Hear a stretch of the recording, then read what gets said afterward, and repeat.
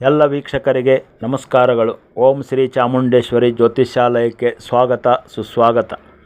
ನಾನು ನಿಮ್ಮ ಸುರೇಶ್ ಬೆಳವಿನಾಳ್. ಇಂದಿನ ಜ್ಯೋತಿಷ್ಯ ವಿಷಯದಲ್ಲಿ ನಾವು ಮಿಥುನ ರಾಶಿಯ ಗುಣ ಸ್ವಭಾವಗಳು, ರಾಶಿಯಲ್ಲಿ ಹುಟ್ಟಿದವರ ಗುಣ ಸ್ವಭಾವಗಳನ್ನು ತಿಳಿದುಕೊಳ್ಳೋಣ. ಮೊದಲಿಗೆ ರಾಶಿಯ ಬಗ್ಗೆ ತಿಳಿದುಕೊಳ್ಳೋಣ. ಮಿಥುನ ರಾಶಿಯಲ್ಲಿ 3 ನಕ್ಷತ್ರಗಳಿರುತ್ತವೆ. ಮೃಗಶಿರ ನಕ್ಷತ್ರದ 3 ಮತ್ತು 4ನೇ ಪಾದ, ಆರಿದ್ರ ನಕ್ಷತ್ರದ 4 ಪಾದಗಳು, ಪುನರ್ವಸು ನಕ್ಷತ್ರದ 3 ಪಾದಗಳು ಇರುತ್ತವೆ. ಒಟ್ಟು 9 ಪಾದಗಳಿರುತ್ತವೆ. ಈ ರಾಶಿಯ ಚಿತ್ರ ಗಂಡು ಹೆಣ್ಣು ಇರುವ ಚಿತ್ರವಾಗಿರುತ್ತದೆ. ಈ ರಾಶಿಯು ಲಿಂಗ ಪುರುಷ ಲಿಂಗವಾಗಿರುತ್ತದೆ. ಈ ರಾಶಿಯ ತತ್ವ ದ್ವಿಸ್ವಭಾವ ತತ್ವವಾಗಿರುತ್ತದೆ. ಈ ರಾಶಿಯ ಸ್ವಭಾವ ಕ್ರೂರ ಸ್ವಭಾವವಾಗಿರುತ್ತದೆ. ಈ ರಾಶಿಯ ಅಧಿಪತಿ ಬುಧ ಆಗಿರುತ್ತಾನೆ. ಈ ರಾಶಿಯ ದಿಕ್ಕು ಪಶ್ಚಿಮ ದಿಕ್ಕು ಆಗಿರುತ್ತದೆ. ಈ ರಾಶಿಯ ಬಣ್ಣ ಕಪ್ಪು ಬಣ್ಣ ಆಗಿರುತ್ತದೆ. ಈ ರಾಶಿಯ ಅಂಗ ಭಾಗ ಭುಜ ಆಗಿರುತ್ತದೆ. ಈ ರಾಶಿಯ ಪುರುಷಾರ್ಥಗಳಲ್ಲಿ ಕಾಮವಾಗಿರುತ್ತದೆ. ಈ ರಾಶಿಯ ತತ್ವ ವಾಯು ತತ್ವವಾಗಿರುತ್ತದೆ. ಈ ರಾಶಿಯ ಸಂಖ್ಯೆ ಬೆಸ ಸಂಖ್ಯೆಯಾಗಿರುತ್ತದೆ, ಜೋಡಿ ಇರುವ ಸಂಖ್ಯೆಯಾಗಿರುತ್ತದೆ. ರಾಶಿಯ ಕಾಲುಗಳು 2 ಕಾಲುಗಳು ಆಗಿರುತ್ತದೆ. ರಾಶಿಯ ರತ್ನ ಪಚ್ಚರತ್ನವಾಗಿರುತ್ತದೆ. ಈ ರಾಶಿಯ ಘಾತಕಗಳು ಯಾವುವು ಅಂದರೆ, ಆಷಾಢ ತಿಂಗಳು ಘಾತಕವಾಗಿರುತ್ತದೆ. ಘಾತಕ ತಿಥಿ 2, 7, 12 ತಿಥಿಗಳು ಘಾತಕವಾಗಿರುತ್ತದೆ. ಘಾತವಾರ ಸೋಮವಾರವಾಗಿರುತ್ತದೆ. ಘಾತಕರಣ ಕೌಲವಕರಣ ಘಾತವಾಗಿರುತ್ತದೆ. ಘಾತಯೋಗ ಪರಿಗಯೋಗವಾಗಿರುತ್ತದೆ. ಘಾತ ನಕ್ಷತ್ರ ಸ್ವಾತಿ ನಕ್ಷತ್ರ ಘಾತವಾಗಿರುತ್ತದೆ.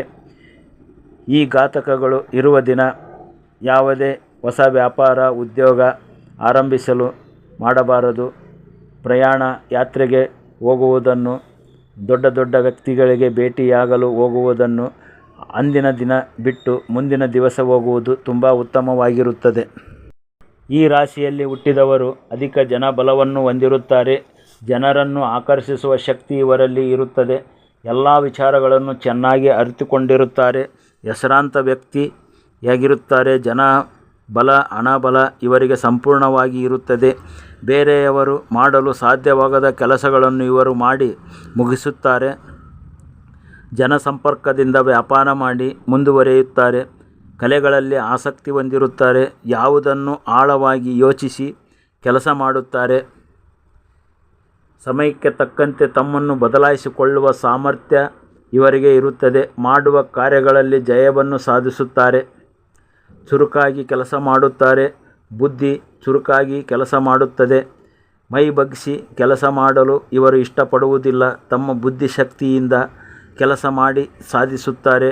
ಯಾವಾಗಲೂ ಲವಲವಿಕೆಯಿಂದ ಕೂಡಿರುತ್ತಾರೆ. ಹಾಸ್ಯವನ್ನು ಗೇಲಿಯನ್ನು ಮಾಡುತ್ತಾರೆ.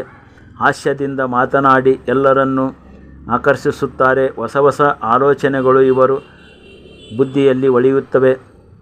ತಮಗೆ ಯಾವುದೇ ತೊಂದರೆ ಸಮಸ್ಯೆ ಬಂದರೂ ಅತಿ ಬೇಗನೆ ತೀರಿಸಿಕೊಳ್ಳುತ್ತಾರೆ. ಬೇರೆಯವರಿಗೆ ಸಲಹೆ ನೀಡುವಲ್ಲಿ ಬುದ್ಧಿವಂತಿಕೆಯಿಂದ ಎಷ್ಟು ಬೇಕೋ ಅಷ್ಟೇ ಪ್ರಮಾಣದಲ್ಲಿ ಸಲಹೆ ನೀಡುತ್ತಾರೆ. ಯಾವುದೇ ವಿಷಯವನ್ನು ತಕ್ಷಣ ಗ್ರಹಿಸಿಕೊಳ್ಳುವ ಸಾಮರ್ಥ್ಯ ಇವರಿಗೆ ಇರುತ್ತದೆ. ಯಾವುದನ್ನು ಲೆಕ್ಕಾಚಾರ ಮಾಡಿ ಸಾಧನೆ ಮಾಡುತ್ತಾರೆ. ಅದರಿಂದ ಲಾಭವನ್ನು ಗಳಿಸುತ್ತಾರೆ. ಗಣಿತದಲ್ಲಿ ಪ್ರವೀಣರಾಗಿರುತ್ತಾರೆ. ನಂಬಿಕೆಯಲ್ಲಿ ಪಾತ್ರರಾಗಿರುತ್ತಾರೆ. ಬೇರೆಯವರನ್ನು ಹೆಚ್ಚಿಗೆ ಮಾತಿನಲ್ಲಿ ನಂಬದೆ ಕಾಗದ ಪತ್ರದಲ್ಲಿ ನಂಬಿಕೆಯಿಂದ ಅವರು ಕಾಗದ ಪತ್ರವನ್ನು ಬರೆಸಿಕೊಂಡು ಅದನ್ನೇ ನಂಬುತ್ತಾರೆ. ತಾನು ಇದ್ದ ಜಾಗದಲ್ಲಿ ಎಲ್ಲರನ್ನು ಕರೆಸಿಕೊಂಡು ತಮ್ಮ ಕಾರ್ಯ ಸಾಧನೆ ಮಾಡಿಕೊಳ್ಳುತ್ತಾರೆ. ಮನಸ್ಸಿನಲ್ಲಿ ಯಾವುದೇ ನೋವುಗಳನ್ನು ಇಟ್ಟುಕೊಳ್ಳುವುದಿಲ್ಲ. ಮಗುವಿನಂತೆ ವರ್ತಿಸುತ್ತಾರೆ. ಬಹಳ ಸುಲಭವಾಗಿ ಹಗುರವಾಗಿ ಕಷ್ಟಗಳನ್ನು ಸಮಸ್ಯೆಗಳನ್ನು ಎದುರಿಸುತ್ತಾರೆ.